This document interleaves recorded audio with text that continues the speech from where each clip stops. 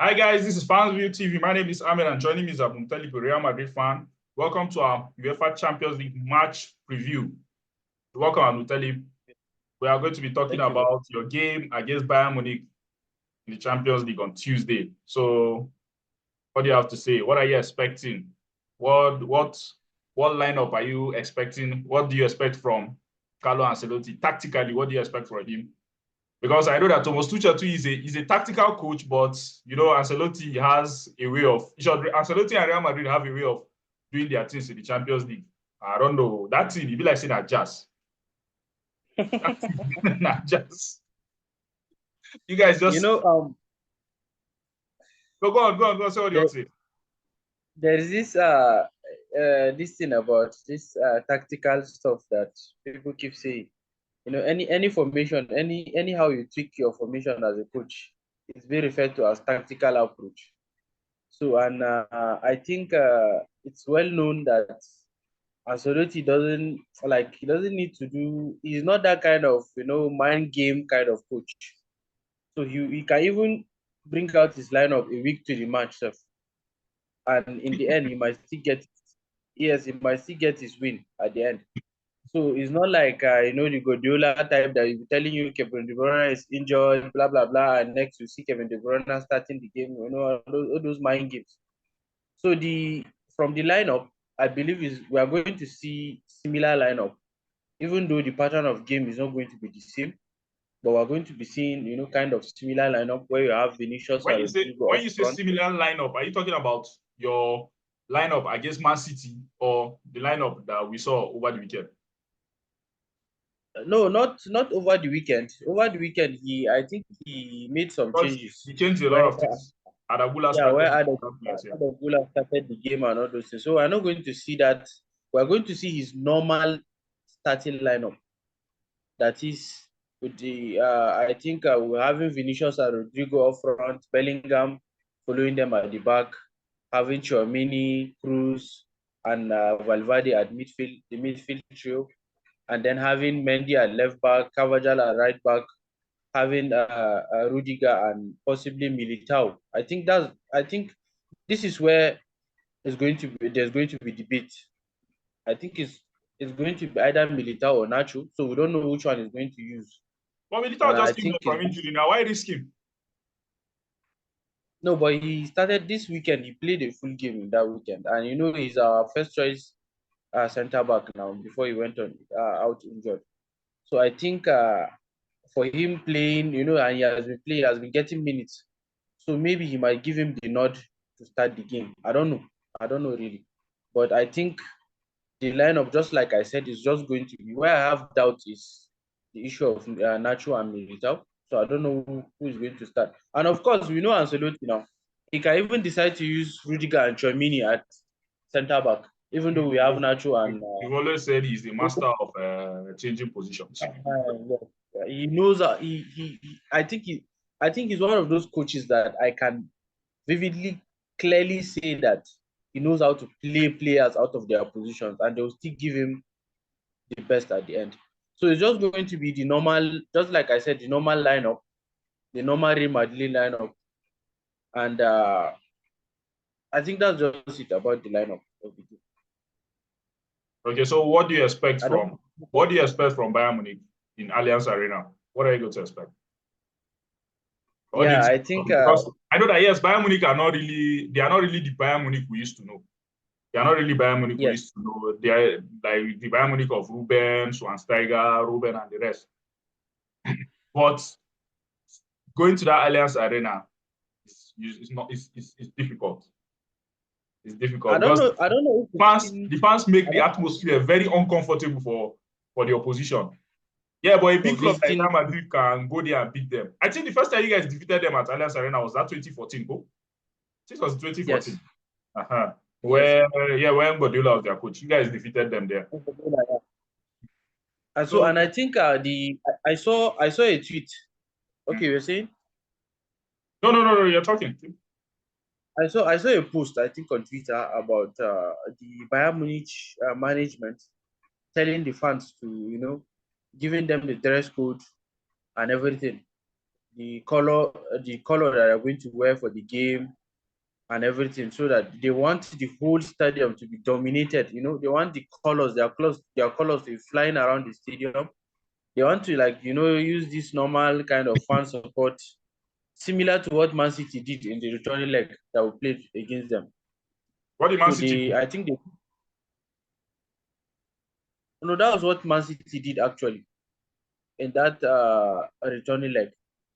Like they made their fans, come in their colors, dominated all sides of the stadium. Of course, it's their home, so they dominated all sides of the stadium, chanting and all those things. So I think that's the same approach that they want to use against Madrid. Having the kind of home ground advantage, cheering their players and booing the opposition players, and all those kind of scary intimidation tactics to help psychologically to help them win the game. I saw a tweet about that, and I think that's what they are going to do. So, in a general note, it's just going to be a high intensity game. Seriously, it's going to be a high intensity game, a game where, if you look at the pattern of play, we have almost the same kind of pattern of play. The counter attacking type of play. But I feel that as the game goes on, one of the teams will adopt the kind of counter attacking and at the same time possession kind of play. It's just like this common saying that, okay, when somebody comes in hot for you, then you go in cold. So if we're having the same kind of pattern of play, then the other team needs to, like, Change, yeah. switch down things. So maybe I think, sometimes when Madrid plays this kind of teams that are very good at counter attacking, they tend to slow the tempo of the game. And one of the ways that you can slow the tempo of the game is by using that possession style of play. So you slow the tempo of the game. So But generally, will you want him to start Cruz and Modric, or just start either Modric or Cruz, one of them? no, I Do you want don't them to think. do you want them to start together? Because since you are talking about possession game, and the atmosphere is going to be very, very loud, and they want to, like, intimidate you guys. So I believe Yeah, it's the way we're talking. I think I see Real Madrid trying to control possession instead of playing counter attack, or they will try to control possession. So if you want to control possession, it's not better you start Cruz and Modric, or yeah. If you really want to control position, I think it's better you start both of them. But remember what I said. Like, we're having the same kind of game, counter attacking style of play. And as the game goes on, the other team or either of those teams need to, like, kind of slow the game and all those things. So it's not just Madrid is not just going to come out, like, play the possession type of the game for the whole 90 minutes. No, we're going to be, like, kind of switching up and switching down. You understand? So it doesn't necessarily need both of them in the game. You understand? And I feel he's not going to if start you both of them Ancelotti, in the who will game. you start? Cruz or Modric? I'm going to start Cruz, of course, because the issue at hand is that, in as much as Bayern Munich is a kind of a high intensity team, they are a kind of team. Sorry, let me just say this: they are a kind of team that they run all through the 90 minutes. So when you have Cruz and Modric, you are going to have our midfield is virtually going to be overrun by them. You understand? I don't know. There's this guy in their midfield. I don't know. I've forgotten his name. Then you have Leon Are you Goretzka. talking about Lima? You know, there's one guy that used to play midfield like that. One guy Lima? Are you used to talking about normally play Lima? me apart from Kimmich. There's one new guy like that. What So the Lima? I so think that's Lima, but Lima. Yeah. I mean, I don't know them that much. So if you have Cruz and Modric, whenever Cruz and Modric plays together, we tend to have this kind of slow tempo and everything. So if we really want to be switching up and switching down while the game is going, I think the best option for us is to have one of Cruz or Modric in the game at that particular time. And I think Cruz should start just like he normally does in other games. Cruz should start. Modric should be on the bench, observing everything that is happening in the field and all those things. Then later on, maybe at 70 or 75 minutes, introduce Modric to finish off the game. So you're expecting another goal from Rodrigo again tomorrow? Of Because course, now I can Rodrigo see is that. Mr. I can Champions see League. that that guy Rodrigo is Mr. that guy is the what will I say the champ or the lucky champ in this Champions League. Yes, The way he scores in the Champions League, then Rodrigo is Mr. Champions League because I could remember his first Champions League debut. I think he scored 3 goals. He got a hat trick. The first okay. Champions League that he played in one of those games, I can't recall which game exactly. He scored a hat trick. So in one of those games. So and let me say this about Rodrigo. Like, when I play Madrid, all eyes are on Vinicius. Of course. Everybody is looking at Vinicius, is a dribbler, is this, is that. Rodrigo dribbles too, but not like Vinicius. So and I don't know, maybe if I'm the only person that observed this. Most defenders tend to take their heads off Rodrigo. They tend to, kind of rule him out of the game because they are so focused on Vinicius and maybe Bellingham, even though Bellingham is not static, he moves around. So, but they are focused on Vinicius. And one of the threats or dangers that Rodrigo possesses is that I think he's the only player that we have in that team that can play all the 3 positions, all the 3 forward positions. Rodrigo can play on the left, which is his natural position. He can play on the right, and he can play at the center. So any place he finds himself at that forward position, then just take it that he's in his best position. So and he, defenders tend to put their eyes on Vinicius. And if you notice, most of his goals normally come from negligence. Let me say that. Let me just like the defenders don't normally regard him that much. They tend to rule him out of the attackers and all those things, and you just come in from nowhere and score. If you can remember the equalizing goal against Man City, that not this season, the last 2 seasons, the equalizing goal against Man City, the 2 goals that he scored at stoppage time, almost stoppage time, they are all goals that are unexpected. Goals that they never expected him to score. You understand? So he's that kind of player that will just come in and bang. He can just come in at any time and just score for you. So that is he's our lucky charm, just like you said. He's our celebrity and our own lucky charm. Okay. So are you expecting you guys to win tomorrow? Are you expecting a win tomorrow? Of course, I'm expecting Madrid to win because apart from the starting lineup I I'm mentioned, going to we Allianz have Arena. other. Yes, of course, sometimes Madrid was no, not even sometimes. Like most times, Madrid tend to thrive better in opposition ground. Okay. Like maybe in the case of even if you look at the case of El Clasico, most times we tend to win. Sorry, we tend to win Barca most times at the new camp. So like sometimes we tend to thrive, at opposition. And Madrid is the football Champions League football heritage team now.